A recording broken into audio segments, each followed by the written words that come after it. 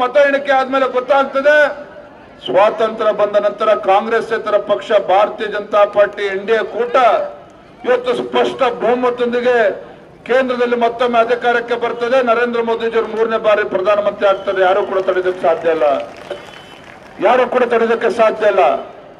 ರಾಜ್ಯದ ರಾಜಕೀಯ ಪರಿಸ್ಥಿತಿ ಬಗ್ಗೆ ಅವಲೋಕನ ಮಾಡೋದಾದ್ರೆ ಈ ಕೆಟ್ಟ ಕಾಂಗ್ರೆಸ್ ಸರ್ಕಾರ ಬಂದ್ಮೇಲೆ, ಕಾಂಗ್ರೆಸ್ ಸರ್ಕಾರ ರಾಜ್ಯದಲ್ಲಿ ಬಂದ್ಮೇಲೆ ಸಂಪೂರ್ಣವಾಗಿ ಇಡೀ ರಾಜ್ಯದಲ್ಲಿ ಇವತ್ತು ಬರಗಾಲ ಇವತ್ತು ರೈತರು ಬರಗಾಲದಿಂದ ಇವತ್ತು ಪರದಾಡ್ತಾ ಇದ್ದಾರೆ. ಈ ರಾಜ್ಯದ ಮುಖ್ಯಮಂತ್ರಿಗಳು ಯಾವುದೋ ಒಂದು ಬರ ಪರಿಹಾರನ ಕೊಡೋದಕ್ಕೆ ಸಾಧ್ಯ ಆಗಲಿಲ್ಲ. ಹಿಂದೆ ಬಿಜೆಪಿ ಸರ್ಕಾರ ಇದ್ದಾಗ, ಯಡಿಯೂರಪ್ಪ ಮುಖ್ಯಮಂತ್ರಿ ಇದ್ದಾಗ ಇವತ್ತು ಕೇಂದ್ರದ ಅನುದಾನಕ್ಕೆ ಕಾಯ್ದೇನೆ ಏನು ಸಂಕಷ್ಟಕ್ಕೆ ಸೀಮಿತ ಆಗಿರ್ತಕ್ಕಂಥ ಸಂಕಷ್ಟಕ್ಕೆ ಒಳಗಾಗಿದ್ದಂತ ರೈತರು ಇವತ್ತು ಭತ್ತ ಮತ್ತು ಮೆಕ್ಕೆಜೋಳ ಇತರ ಬೆಳೆಗಳನ್ನ ಬೆಳೀತಕ್ಕಂಥ ರೈತರಿಗೆ ಇವತ್ತು ನೆರೆಯಿಂದ ಸಂಕಷ್ಟದಲ್ಲಿದ್ದಾಗ 14,000 ರೂಪಾಯಿ ಪರ್ ಹೆಕ್ಟೇರ್ ಅನ್ನ ಕೊಡ್ತಕ್ಕಂಥ ಕೆಲಸ ಯಡಿಯೂರಪ್ಪನವರು ಒಬ್ಬ ರೈತ ನಾಯಕ ಮಾಡಿದ್ರು. ಆರ್ಟಿಕಲ್ಚರ್ ಬೆಳೆದ ಇವತ್ತು ತೋಟಗಾರಿಕೆ ಬೆಳೆಗಳೇನು ಬೆಳೀತಾ ಇದ್ರು 24,000 ಪರ್ ಹೆಕ್ಟೇರ್ ಕೊಡ್ತಾ ಇದ್ರು ಯಡಿಯೂರಪ್ಪನವರು. ಇವತ್ತು ರಾಜ್ಯದ ಮುಖ್ಯಮಂತ್ರಿಗಳು ಭಿಕ್ಷೆ ಕೊಡೋ ರೀತಿಯಲ್ಲಿ 2,000 ರೂಪಾಯಿ ಕೊಡ್ತೇವೆ ಅಂತ ಹೇಳ್ತಾರೆ. 2,000 ರೂಪಾಯಿ. ಇಂಥ ಬರಗಾಲದ ಸಂದರ್ಭದಲ್ಲಿ ಅಲ್ಪಸಂಖ್ಯಾತ ತುಷ್ಟೀಕರಣದ ರಾಜಕಾರಣ ಮಾನ್ಯ ಮುಖ್ಯಮಂತ್ರಿಗಳು ಮಾಡ್ತಾ ಇದ್ದಾರೆ. ಅಲ್ಪಸಂಖ್ಯಾತ ಅಭಿವೃದ್ಧಿಗೆ 10,000 ಕೋಟಿ ಕೊಡ್ತೇನೆ ಅಂತ ಹೇಳ್ತಾರೆ.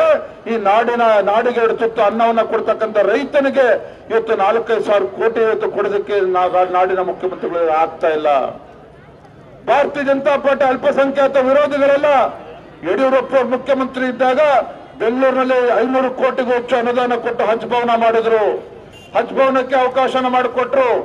ಇವತ್ತು ನರೇಂದ್ರ ಮೋದಿಜಿ ಪ್ರಧಾನಮಂತ್ರಿ ಆದ್ಮೇಲೆ ಯಾವ ರೀತಿ ಹಿಂದೂ ಹೆಣ್ಣು ಮಕ್ಕಳಿಗೆ ಇವತ್ತು ಗೌರವದಿಂದ ಕಾಣ್ತಾರೋ ಅಲ್ಪಸಂಖ್ಯಾತ ಮಹಿಳೆಯರಿಗೂ ಕೂಡ ಗೌರವನ ಕೊಡಬೇಕು ಅಂತೇಳಿ ಟ್ರಿಪಲ್ ತಲಾಕ್ ಅನ್ನ ತೆಗೆದಾಕ್ತಕ್ಕಂಥ ಒಂದು ಕೆಲಸವನ್ನ ನರೇಂದ್ರ ಮೋದಿಜಿಯವರು ಮಾಡಿದ್ದಾರೆ. ಇವತ್ತು ಅಲ್ಪಸಂಖ್ಯಾತರ ಬಗ್ಗೆ ತುಷ್ಟೀಕರಣ ಮಾಡ್ಕೊಂಡು ಹೊರಟಿರ್ತಕ್ಕಂಥ ರಾಜ್ಯ ಸರ್ಕಾರ ಮಾನ್ಯ ಮುಖ್ಯಮಂತ್ರಿಗಳು ರಾಜ್ಯದಲ್ಲಿ ಇವತ್ತು ಕಾನೂನು ಸುವ್ಯವಸ್ಥೆ ಸಂಪೂರ್ಣ ಗದ್ಗೆಟ್ಟಿರ್ತಕ್ಕಂಥದ್ದು. ಮೊನ್ನೆ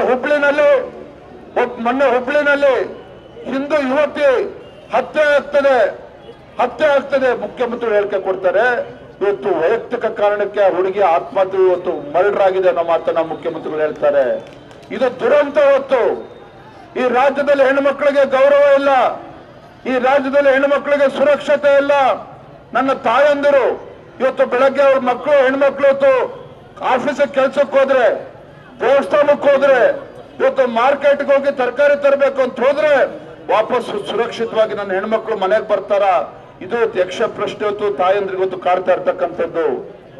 ಮೊನ್ನೆ ಯಾದಗಿರಿನಲ್ಲಿ ಒಬ್ಬ ಹಿಂದೂ ಯುವಕನ ಬರ್ಬರ ಹತ್ಯೆ ಮಾಡಿರ್ತಕ್ಕಂಥದ್ದು. ಇದ್ರ ಬಗ್ಗೆ ಚಕಾರ ಎತ್ತುತ್ತಿಲ್ಲ ರಾಜ್ಯ ಸರ್ಕಾರ, ಚಕಾರ ಎತ್ತುತ್ತಿಲ್ಲ. ಇವತ್ತು ಒಟ್ಟಾರೆಗೆ ಕಾಂಗ್ರೆಸ್ ಸರ್ಕಾರ ಬಂದ್ಮೇಲೆ ಅಲ್ಪಸಂಖ್ಯಾತ ತುಷ್ಟೀಕರಣ ಎಲ್ಲಿಗೆ ಬಂದು ನಿಂತಿದೆ ಅಂತ ಹೇಳಿದ್ರೆ ಈ ರಾಜ್ಯದ ಒಂದು ದೇಗುಲ ಹೊತ್ತು ವಿಧಾನಸೌಧದ ಒಳಗಡೆ ನಿಂತು ಪಾಕಿಸ್ತಾನ್ ಜಿಂದಾಬಾದ್ ಅಂತ ಹೇಳಿ ಕೂಗಿದ್ರು ಸಹ ಅವರನ್ನ ಒದ್ದು ಹೊರಗಾಕತಕ್ಕಂಥ ಕೆಲಸ ಕಾಂಗ್ರೆಸ್ ಸರ್ಕಾರ ಮಾಡೋದಕ್ಕೆ ಸಾಧ್ಯ ಆಗ್ಲಿಲ್ಲ. ಇಂಥ ದರಿದ್ರ ಸರ್ಕಾರ ಕಾಂಗ್ರೆಸ್ ಸರ್ಕಾರ ರಾಜ್ಯದ ಬಂದ್ಮೇಲೆ ಅಭಿವೃದ್ಧಿ ಅಂತಕ್ಕಂಥದ್ದು ಸಂಪೂರ್ಣವಾಗಿ ನಿಂತಿರ್ತಕ್ಕಂಥದ್ದು.